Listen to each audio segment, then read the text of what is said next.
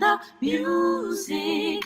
You will be inspired to think higher, realize your gifts. Join the music and Michelle, Gina. Turn this up and through your speakers is the music of music.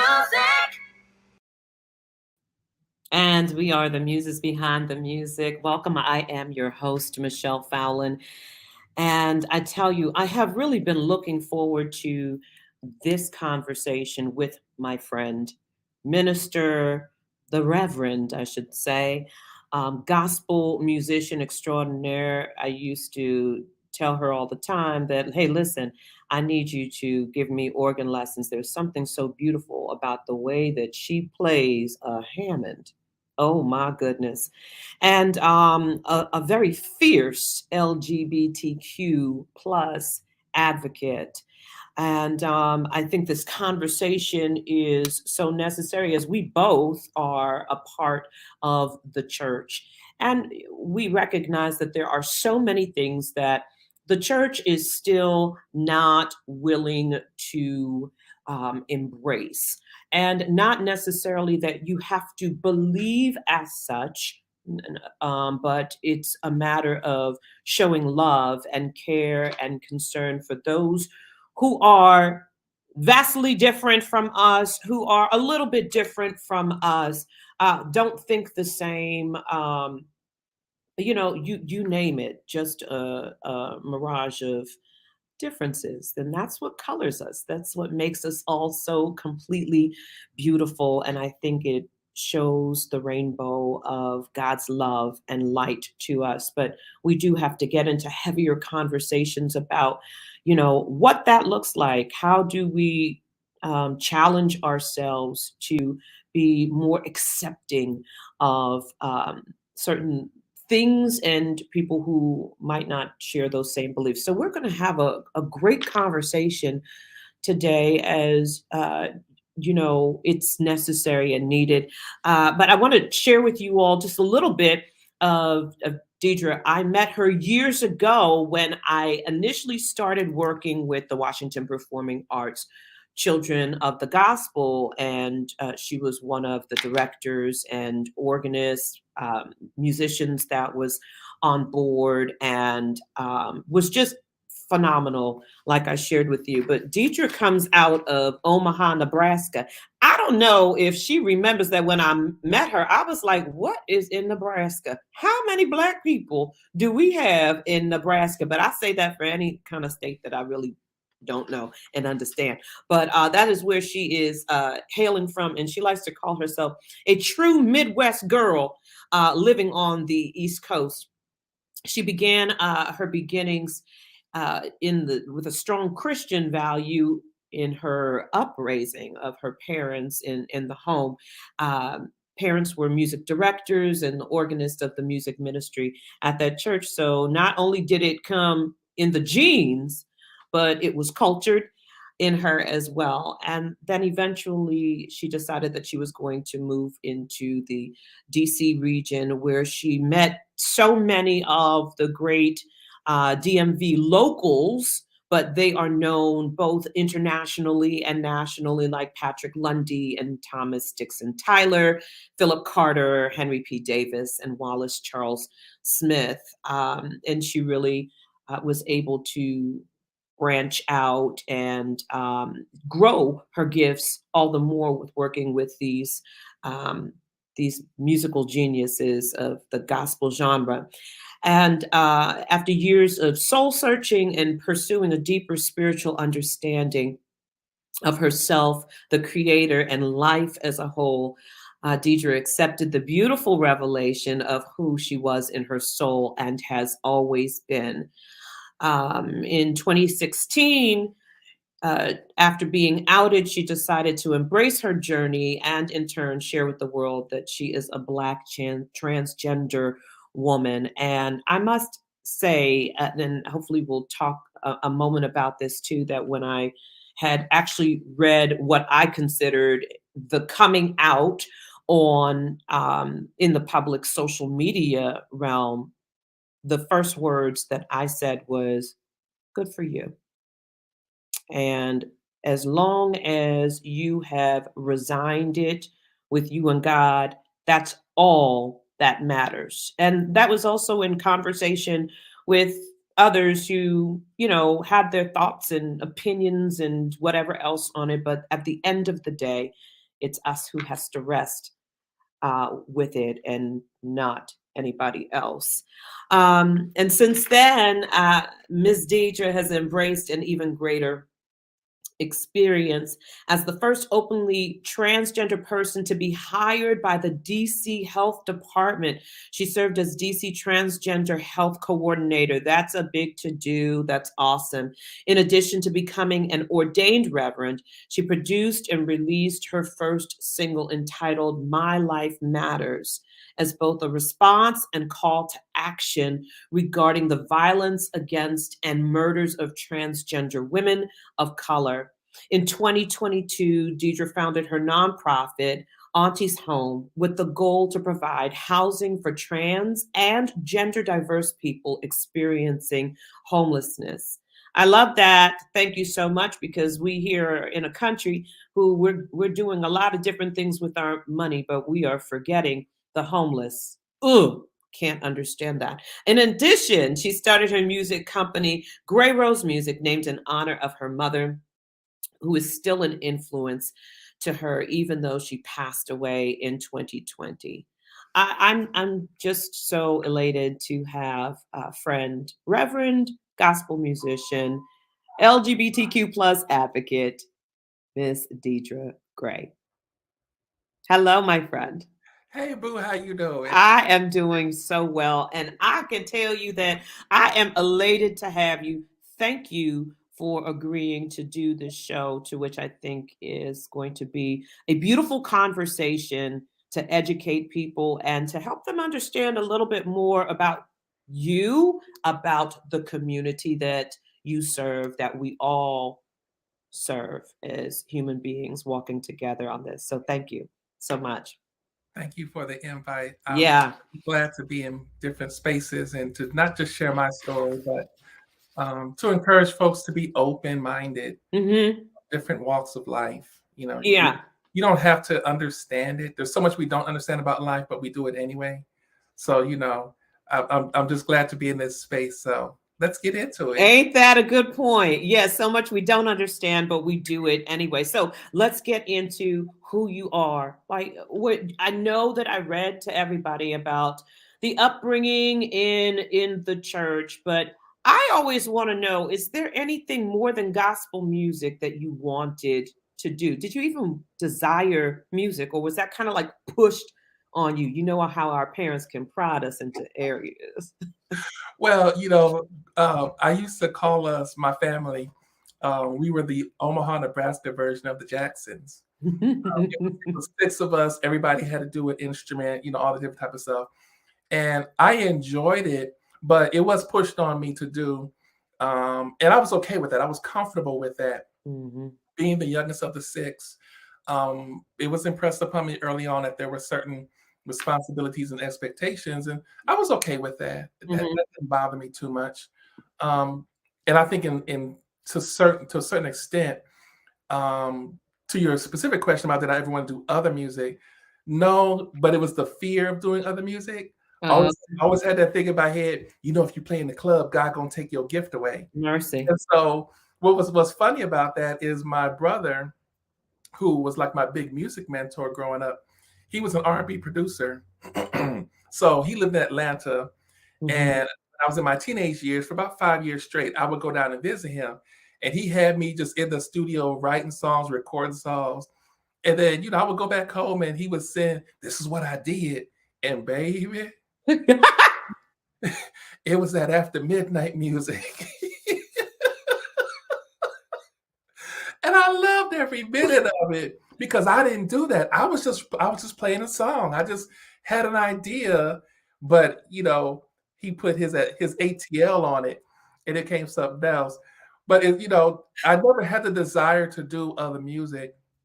And even in the early stages of being out in my transition, there Mm. was a space where I didn't want to do music at all. because there was just so much there was so much I had to resolve within myself about who am I, because I didn't think I could be a church musician, not just because of the church saying we don't want you here per se, but also I didn't see myself as just a church musician anymore. I'd spent so much of my life trying to be that person. I was just like, but I'm not that person anymore. Yeah. What does it look like now? So, yeah. So coming up and being raised in the church, how young were you that you felt this is different? I feel something different. Probably around 5, 6. Wow. I mean, there's, you know, sometimes you hear people, a lot of times you hear people, parents, aunts, uncles, grandparents, they're too young to know. I have learned down through the years that kids know if they like ketchup. They know if they like mustard. They know if they like hot dogs. They know if they like chicken. It's not a big revelation. It's pretty clear for them. Adults make it, cloudy, because we have all the stuff that society tells us and religion tells us and community tells us and family tells us. Kids they're like, this is what it is. And they don't bring all that other stuff to it. And when you say, well, they're confused, the confusion is you're trying to make me fit into a box that doesn't fit. And so the confusion is I don't know why I don't fit in your box. I want to fit in your box because I want to please you, mom. I want to make you happy, granddad, but it doesn't fit. But I'm gonna try to do it because that's what you want me to do. But do you think that your family knew? Were there things that you were doing that your family was like, hold up, pause on that, or nothing? There was nothing that was okay. I worked so hard. Just about everybody that I've talked to, family and not family, they've more or less said the same thing. They were shocked and they don't understand. I'd probably say there were 2 people that I actually told about the internal struggle, because I worked so hard to be what I thought people wanted me to be. Yeah. So I literally put energy into thinking how I walked, how I moved my hands, how, just everything. Did it look masculine enough? Did it look too feminine? Did it have this attached to it? Would people guess? Because I was trying to keep it hidden. I was trying to keep it secret. Some folks interpreted that as, well, you were trying to trick us. No, I was trying to fit in. I was trying to be accepted. So I was, again, to what I said earlier, kids know. Yeah. Everything that you do as a result, you're trying to fit in because you don't want to be looked at. You don't want to be pointed out. You don't want to be made fun of. But there was a space that I experienced that anyway. And it was a question of, are you ready to just go ahead and embrace it? And it took me a while. For me, it took a while to embrace it and just be, people gonna say what they say, whatever. So you mentioned when I was reading the bio that you were outed. What took place, if you're open to speaking about that, in the being outed? Sure. So the person I was with at that time, I was open as I could be from day one. And I've kind of been that way, just any type of intimate relationships. I feel like, we could be a serious situation. Let me be upfront and let you know what's what before we get too far down the road. So with this particular individual, I shared my understanding of where I was in my journey, and I thought we were on the same page. So we were in relationship, and they were having an experience of they didn't know how to deal with people coming to them, because now I'm taking risks. I'm taking little steps, baby steps, because I may not have been able to articulate it early on, but I know something's going to have to give now. And so I'm taking little steps. And so people are coming to her and they're saying, well, what's going on? What's happening? And as she explained it to me, she got tired of the questions. And so she just decided she was going to put it out there. This is what's going on. I'll never forget it. It was in March, and it was in the morning. And in that afternoon, I had to put my post up, and it was just like, okay, this is the new reality. Was that the post that we were privy to, that I read, that you basically were saying in it, listen, I've come to this space in my life. Don't write me back and tell me about praying for me because I'm good. I loved that. I got to tell you, I love that because I knew that you were about to get a whole heap of church folk that were about to tell you all about, God, this, and I'm doing this, and I'm praying for this and this and that. And I appreciated that response. Was that post you're referring to? Yeah, yeah.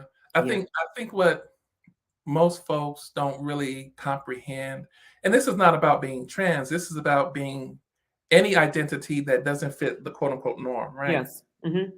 Once an individual decides to let the world know, first of all, number one, there seems to be this thought that the omnipotent, omniscient, omnipresent God that knew us before we were formed in our mother's womb didn't know that we were fill in the blank.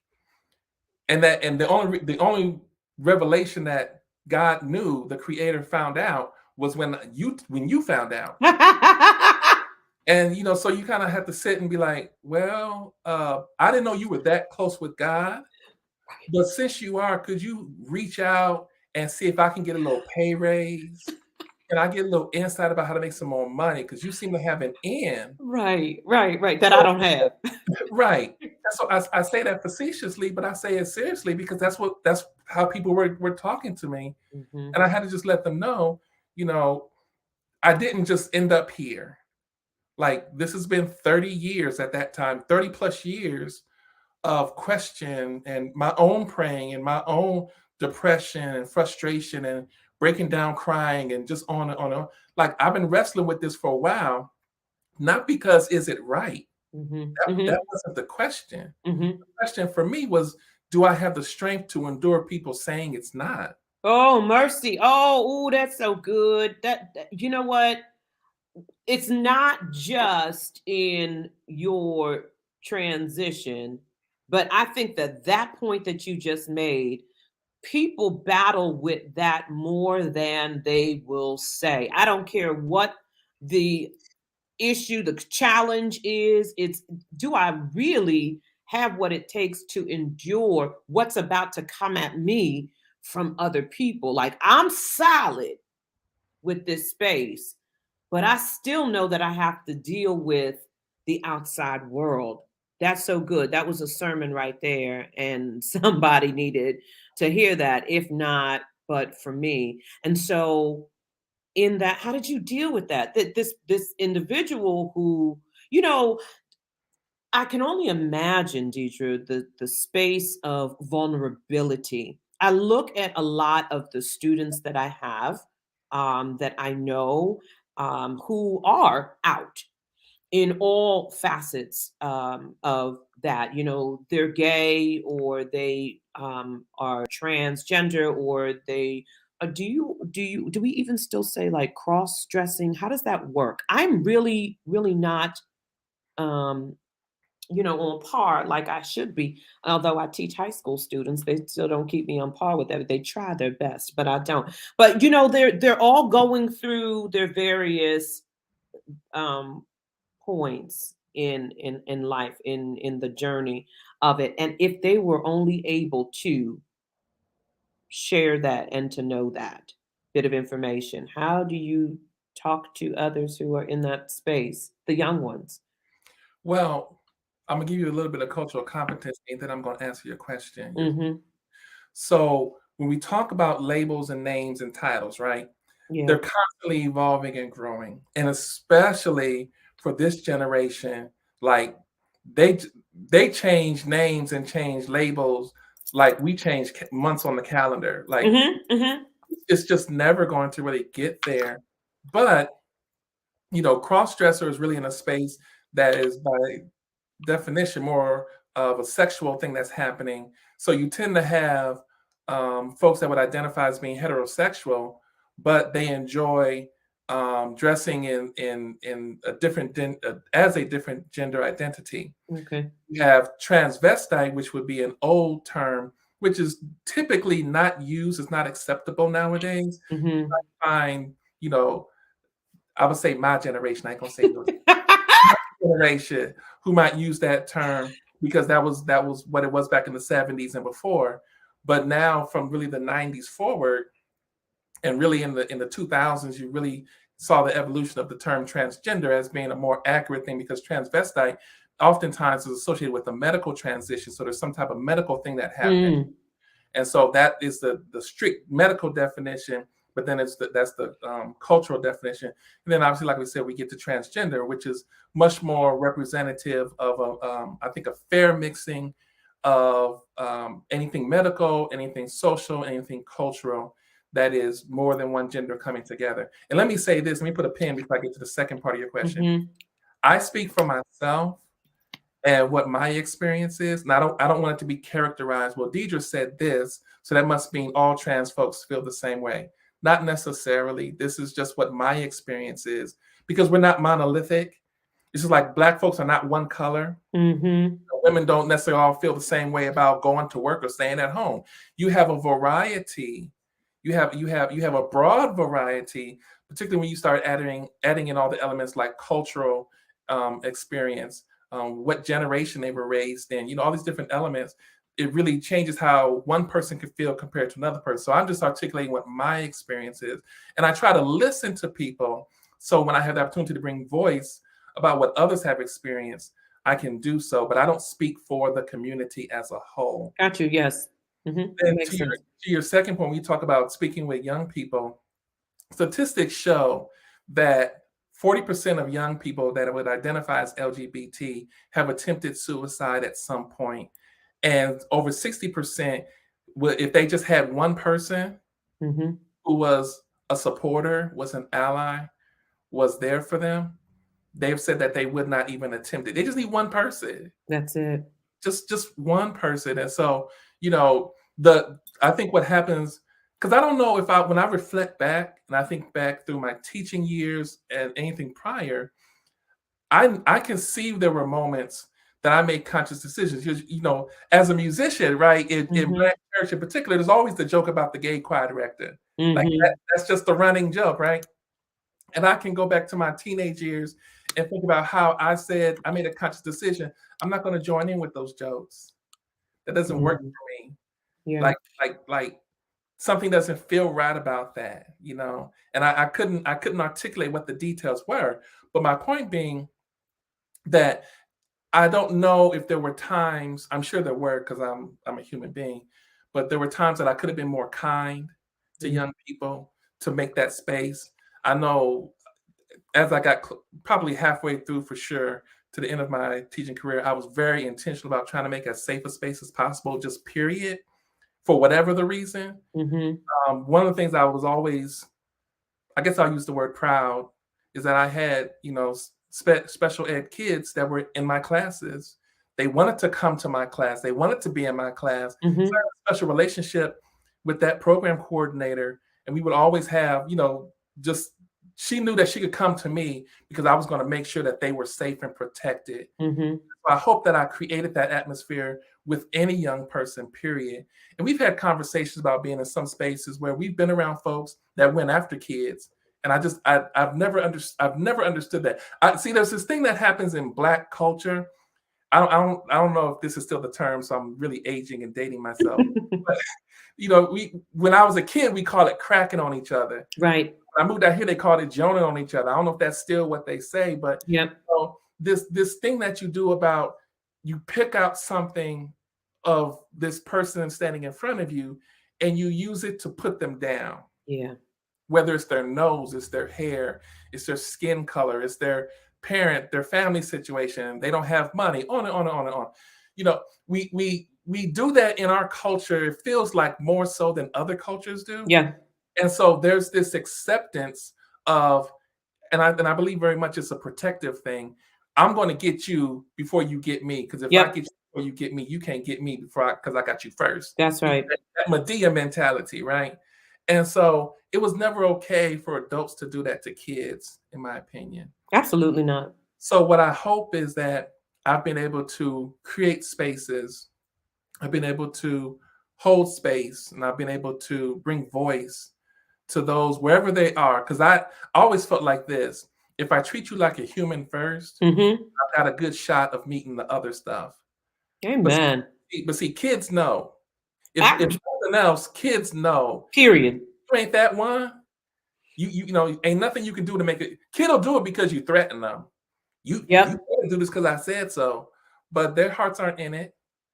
So this vulnerable space, because I get it too as an educator that it's always jam packed, and I always think that us as arts teachers too, you know, we do it so naturally with the music, and then they feel comfortable enough to come into the space for other needs and necessities, but you have this directly at home feeling like you could feel vulnerable, and then the vulnerability was literally just like knocked upside how did you handle that? How did you recover from that? That's a really good question. And what I did was I made a decision of who was going to be in my life. Hmm. And I stopped trying to convince people that I was worthy of you. And I flipped it around and said, you need to understand that you need to be worthy of me. Yes. So, um, what's the old saying, unconditional love? Yeah. I just flipped the mentality. No, I have a lot of conditions. Wow. You're gonna have to do a lot. You're gonna have to Wow. do a lot.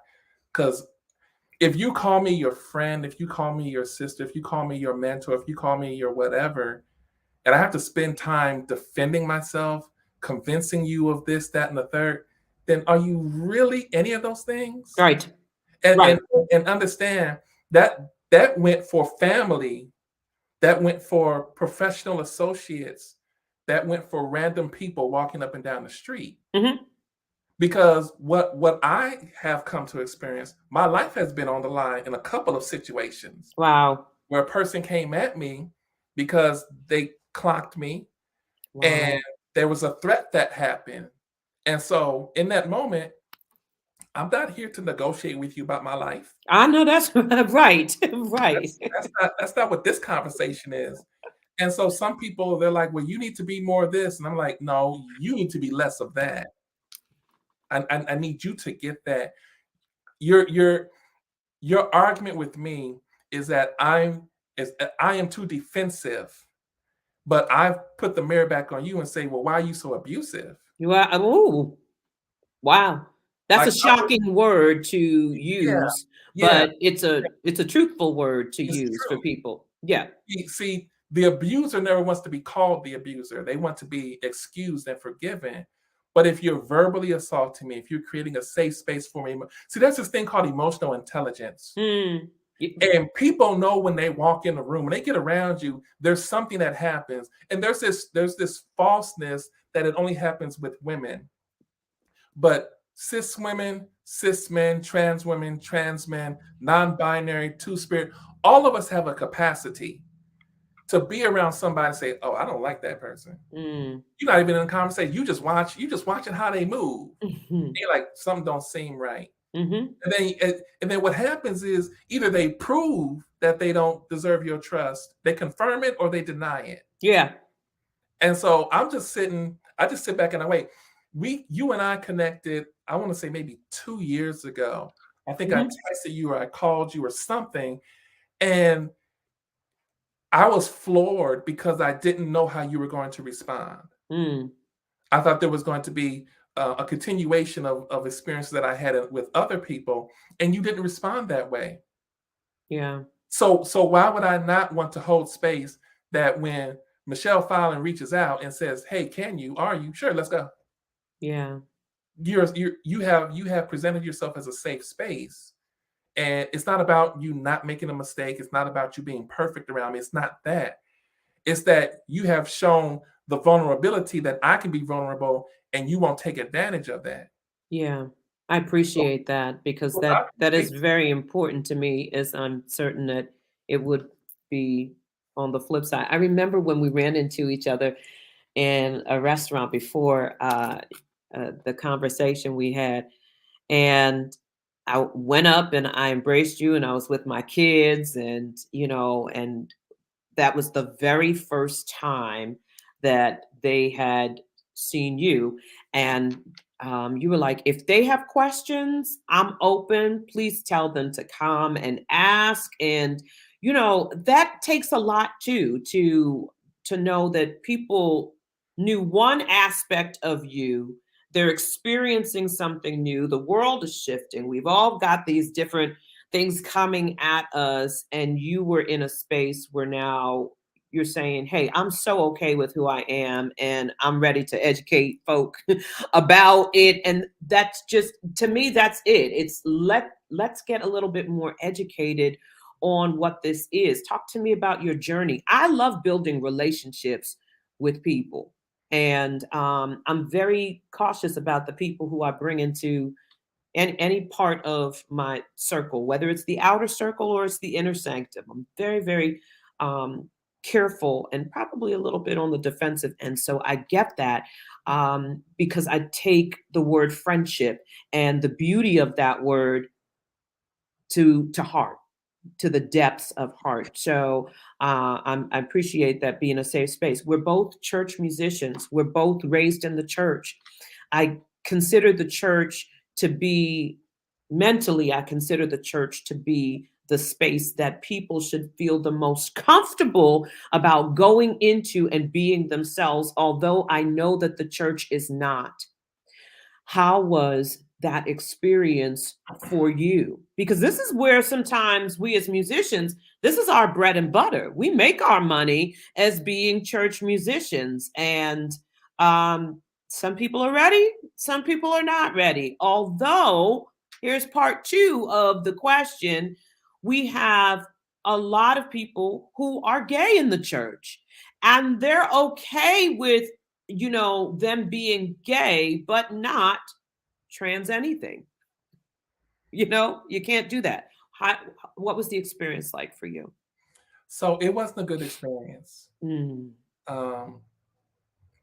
Without going into specific, who, this, that, and they, it was not a good experience. And that was another one of those birthing moments that happened for me of, church life versus Christianity versus my relationship with the Creator. And those became very, very separate and individual components. Amen.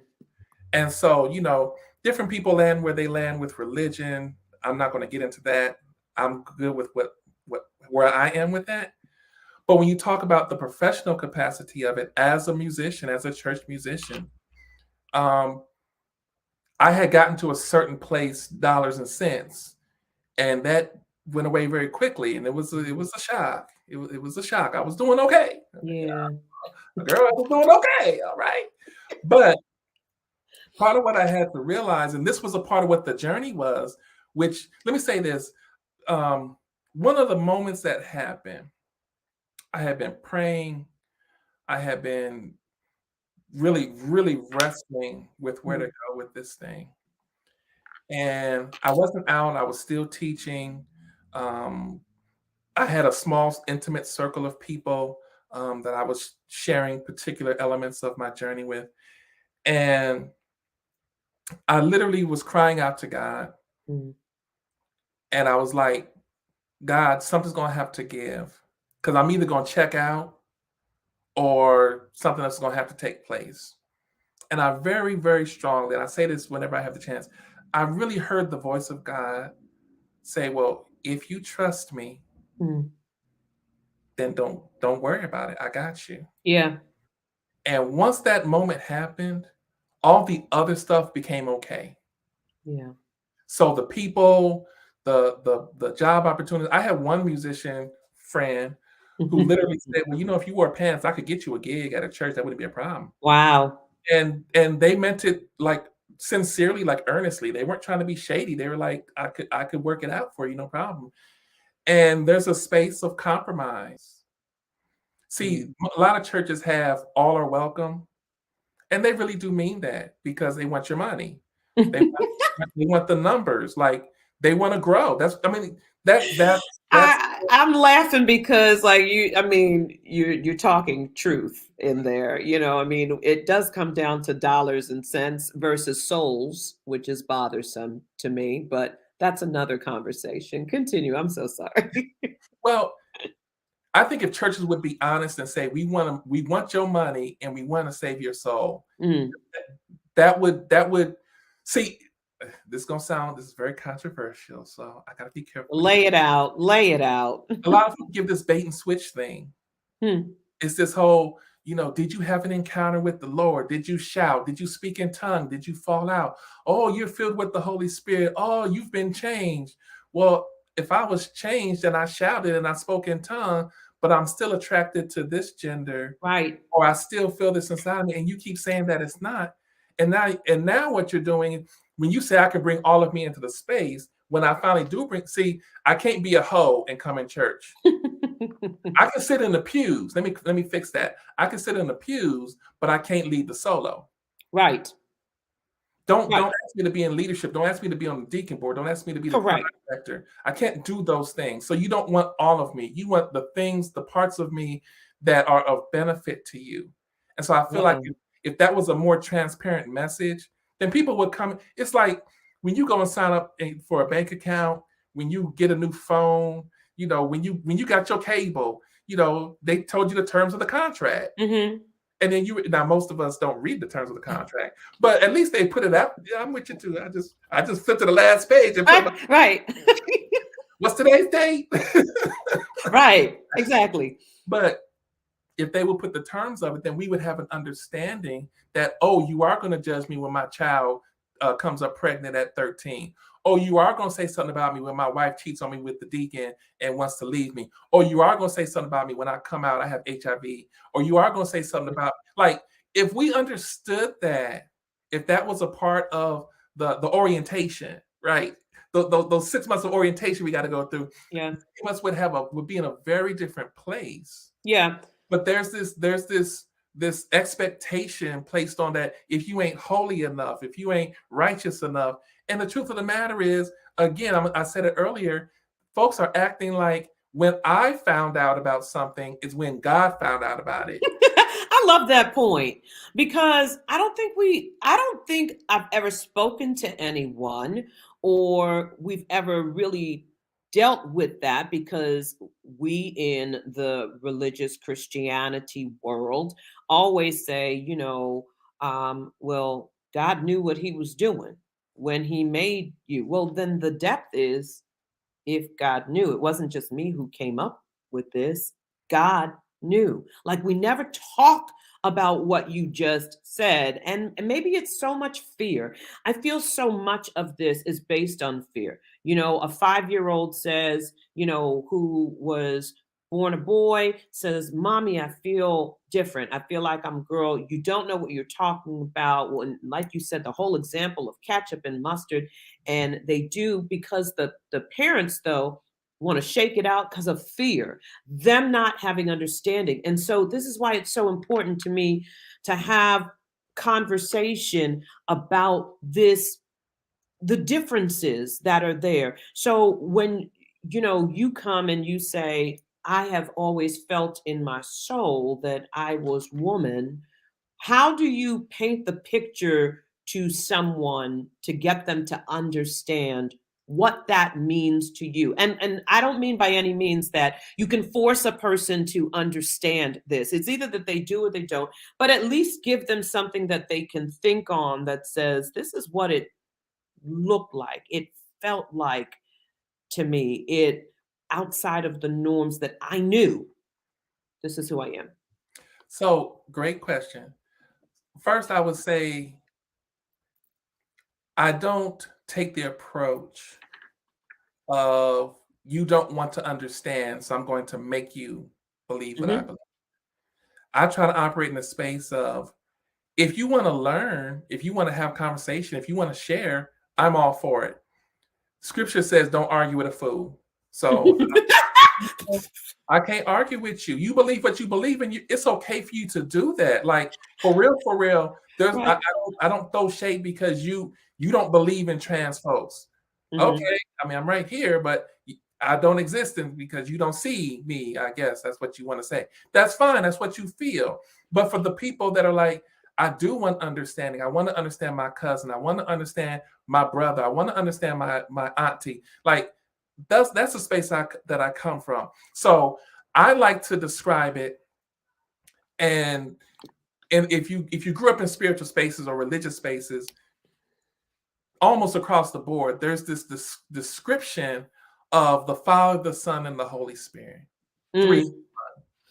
You talk about one omnipotent being, but three components that make the creator who the creator is, right? We see that in the New Testament, talks about in earth as it is in heaven. So there's some duplication and replication that takes place in the spiritual realm as well as in the natural realm on this plane, Absolutely. right? So if you're telling me that Father, Son, Holy Spirit, three in one, we see that in some places in nature. Probably one of the best examples would be an egg. You've got the shell, you've got the yolk, and you've got whatever you call that white part, whatever that is. Embryo. So I like to see us as human beings because I see it in scripture, I see it in society, I see it in medicine. We are three parts. Yeah. We are spirit. When you go to church, the whole thing is about your soul salvation. God knows your soul. You see that we're taught that over and over. So that's 1/3, your soul. I see your mind. We have psychiatrists. We have therapists that deal with the mind. We have evaluated and studied the mind. Scripture talks about putting on the mind of Christ. Yeah. So we see 2/3, and then we have body, which is the only part of the three that we can see. So for me, when I have the conversation, I need to articulate so you can process it and conceive what I'm saying. There's a third, and a third. Yeah. You can only see 1/3 of what makes me who I am. Yeah. And people will be like, well, I don't want, that'll make no sense. Well, do you go to church? Why do you go to church? Are you going to church to save your body, or are you trying to save your soul? Right. So right there, you can't say that. You got to believe that on some level. That's why you're going. But then if you see a therapist or you know somebody in your family that's crazy, we don't like to use that term. They got psychological issues, whatever. There's something with the mind. I mean, LeBron James got an app making how many millions of dollars called Mind. Ain't that something? Called Mind. But we can't conceive that when it comes down to whether your sexual identity or your gender identity, that third, and third could still apply. Yeah. So I see 1/3, the physical that you can see. I can see your physical body. You can see my physical body, but I can't see your soul and I can't see your mind. That is so deep. Like I'm sitting here and I'm thinking to myself about just, running into people in general from like this point on and thinking about those 3 points. Like all I do see is just you, but I haven't seen you in totality. And what can I do as an individual to make sure that I'm more aware of that, being open. It's all important to me. Yeah. I just wanted to add on what you're saying. That's why people have bad relationships. Yes, absolutely. I saw the 1/3. Oh my God, you are so fine. Yep. You are beautiful. Oh, I just want to be in your I want to drink champagne out your shoes. All that type of talk, whatever, right? But then you spend 5 minutes around and be like, you just a mean person. Yeah. And you can't talk. And absolutely. I can't take you nowhere. Nowhere. No. Why you act that way all the time? That's why real. You do this? Why you do that? But I see your physical. I keep looking at you and I keep saying, well, they are sexy, so I'm gonna let it go. But you keep getting these cues and these signs. Yeah, absolutely. And for some reason, if you think that the 2/3 is going to be less than the 1/3, that's why you have suicidal thoughts, ideations. Yeah. That's why you have broken relationships, because the 1/3 is trying to be the majority. It's not. It can't. That's why you have relationships where the spouse is cheating, because the 1/3 is trying to be dominant, and the 2/3 are saying something ain't right. It's Yeah. not working for me. It doesn't sit well with me. But to your point of how do we hold that space? If we treat people, give them the opportunity to be who they are. Who's that Martin Luther King that said, when a person tells you who they are, believe them? Well, Yeah. I want to see your actions of who you are as much as I want to hear your voice. Absolutely. Absolutely. I like that. The church gets an F to me for its ability to accept you and others in general, who are different than the norm. And I put that in big old quotes because I don't know what normal looks like. What are you doing to help to bring awareness to others who are dealing with the same thing that you did, specifically in the church, so that they find the safe space? You create your own church? What do you do? Well, that's a good option. And I mean that in all seriousness. Mm-hmm. That was part of the thought process that I went through was, do I need to make my own church? And I said, Mm-hmm. well, I'm not a pastor, so that's not what I'm going to do. But I did find that there are churches that are called opening, welcoming, and affirming churches. And I decided to partner with a few of them, but one in particular that I play at on the regular. I'm not a member. I would never join a church. I would not identify as a Christian directly. I would identify as a spiritual person Mm-hmm. because for me, it's not the religion, it's the relationship. Yeah, period. The religion gives you rules and guidelines and do this and do that. And if you do this, there's going to be this consequence. Relationship says, you know what, you did that, but I love you anyway. So let's just move forward. Yeah. You give a 3-year-old rules. You tell them, don't touch the stove. You tell them, go take your bath. You tell, a 12-year-old, be in before the lights come on, because they need the structure. Mm-hmm. But scripture talks about, when I was a child, I behaved as a child, but when I became an adult, I took Put off it away. child's That's right. nature and I became more responsible to that adult calling. And Yeah. so the relationship, if we put it in like our everyday societal terms, when you are 17 and younger, you're not responsible for your actions. Theoretically, you're not responsible for your actions. Your parents are held accountable. Mm-hmm. But once you turn 18, for the rest of your life, do something stupid and see what happens. Right. You're held. Come on now. So it's the same thing. I see that kind of, again, in heaven as it is in earth, right? I see that as a similar thing in our spiritual journey. When you become a mature person in your faith walk, the rules, okay, yeah, I get them. There are consequences. I understand that, but I'm taking the responsibility for them. Yes. It doesn't, Period. this is any less than mean the blood don't cover, it don't mean all that stuff. That's cute. That It's cute. records. It sells records. I get it. I understand. I hear you. I hear you. But the relationship with your creator, whatever New Testament talks about, the God of your understanding. Mm. So there is an understanding that is not one. It's just how you understand who God is. Yeah. So if I'm following a certain religion, I'm following somebody, I always laugh at the point, and I know we're getting close to our wrap time for today, Mm-hmm. but I always thought it was hilarious. I used to get into arguments. My mother, she was a Bible scholar. She went and got, she studied religion and all stuff like that. And I would ask her, Mom, how do we have the King James Version, but that's the whole version, because the scriptures say don't take anything away and don't add anything to it. But it literally said this is James's version. Right. And she was like, baby, don't ask them kind of questions. That like, well, okay, I won't come at you that way because I don't want you to cuss me out. But I got to the place of doing that for real and saying this is literally King James's version, which happened to coincide with the printing press. So Guggenheim's That's Bible right.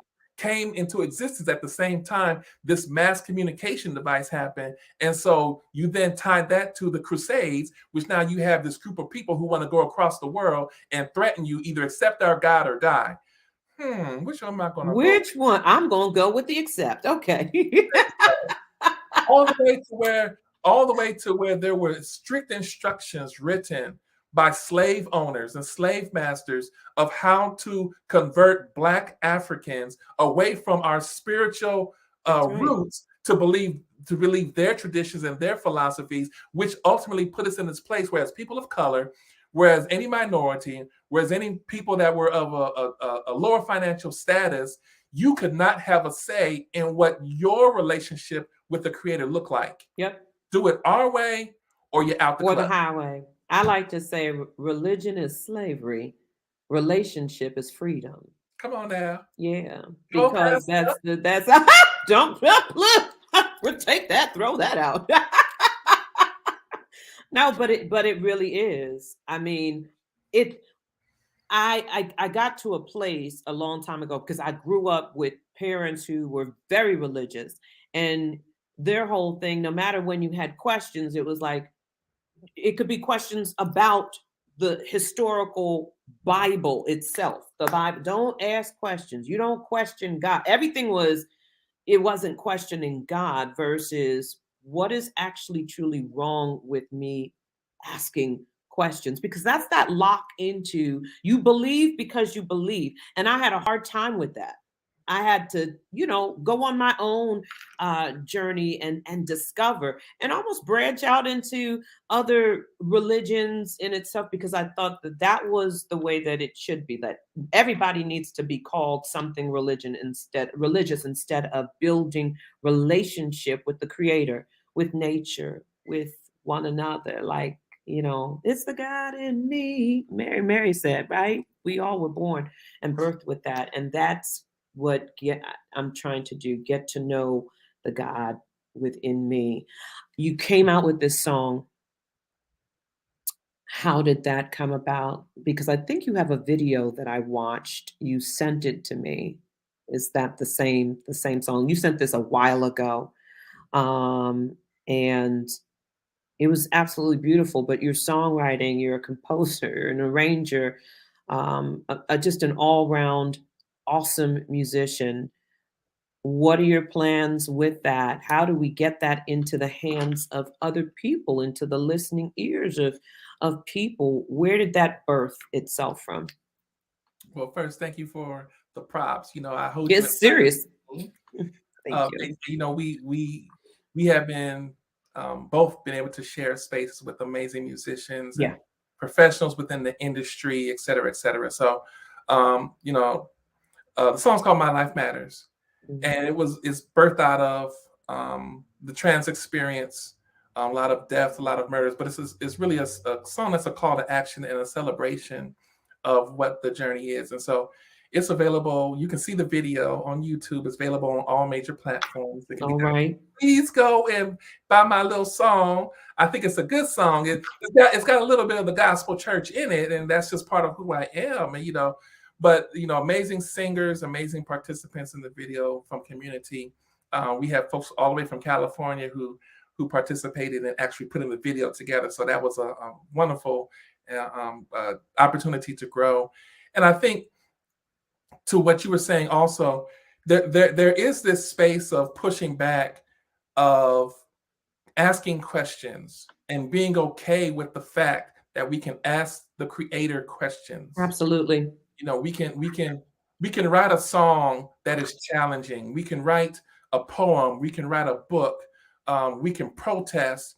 We can just hold conversations. We have roundtables. We can do all these different things so that conversation happens because somebody is trying to understand. Yes. And the powers that be, they may not want that. They want you just to dwell in ignorance. But through shows like yours, through efforts like yours, we're not going to stay in ignorance. Now you might choose as an individual. That's totally your right. But the information is out here, whether it's understanding gender better, whether it's understanding music better, whether it's understanding religion better, whatever it is that you want to understand, they got a course for everything. Don't they? A video, a course, anything, it's right at your fingertip. It really is. So when I meet people who say, well, I just don't understand it. Why? It's 2022. The only reason you don't understand because you've chosen not to take 5 minutes.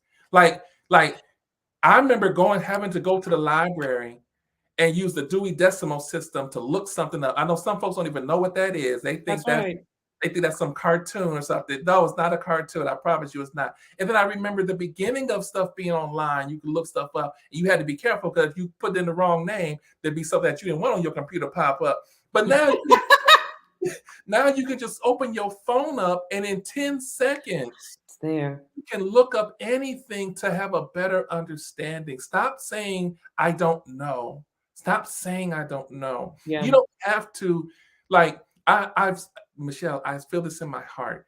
You don't have to accept me. I don't need your acceptance. You will respect me. Yes. But equally as important, there's somebody in your life that just wants to be loved by you, and they're afraid to say something because of how you act, because you don't understand. Take the time, because you don't know what's happening. Nobody expected Will Smith to get up and walk down that stage. Not a soul. But somebody said something about his wife, and in that split second, he made a business decision. You called it the business decision. He said, this is how I'm going to deal with this. We don't Right. set people off. We don't know what will set people off. Very true. But there are so many folks that are carrying so many weights because of what society has said or family has said or whatever. You know, start taking some of those weights off people so we don't have to have so much violence. We don't have to have so much hurt. And we don't have to. You as a teacher in the classroom, part of why I had to step away from the classroom, I realized I was not in the space that I could be capable of supporting kids the way they need it, because they need it. Oh, absolutely. Need it. Absolutely. You put a post up not too long, maybe last week, 2 weeks ago. You said something, you were reposting somebody else. It said something to the effect, it's my responsibility to create a safe space for kids. I'm going to do it every day. I started crying. Every day. Absolutely. It's a necessity. And this, you know, to the last point on this session is that you have a heart for kids, and being accepted, you know, as the first transgender woman for DC and working with their health department. That's a big to-do deal, because I again have the kids who are struggling with this, and the statistics are cuckoo for Cocoa Puffs. And I have always firmly believed if they can share who they are with the family member, I think that the burden becomes a little bit lighter with everybody else, because at least they know that the safe space is taken care of. They can, you know, and then they'll figure out their path and how they're dealing with other people. What is something to the LGBTQ plus youth population who is listening in today, who is just trying to make a way? What is it that you could share with them to encourage them, to strengthen their journey? Any of that, what can you share with them? I would first share the resource of the Trevor Project. It's an LGBTQIA plus youth crisis intervention service. So if you're feeling depressed, if you're feeling alone, if you're feeling suicidal, text them. You can call them. You can go on your computer or your tablet and reach out to them. I think they're a great physical resource. But then I would couple with that, understand that your journey might not get endorsed by other people. That doesn't make it a less valid journey. So find folks that are going to celebrate you, not tolerate you. That might mean family, that might mean friends, it might mean school folks, and it might not be a bunch of folks. And I know that's different than kind of what things are talked about today because of social media. You need to have a bunch of followers. The Lord mercy. Yeah. You might not have a bunch of followers. You might have 10 people. You're blessed. You get with those 10 folks and y'all take over the world. Period. I like that. Celebrate, not tolerate, because that's a huge difference in there. It's the respect factor. I said to you before that I knew that this show would end up being a 2-part show because there's so many other things that I need us to talk about. I need us to talk about, you know, in the music world, the church world, and how it is that we can start bridging gaps that are there, making people more aware. Because I've seen it in certain spaces, but, you know, in others, it's not present.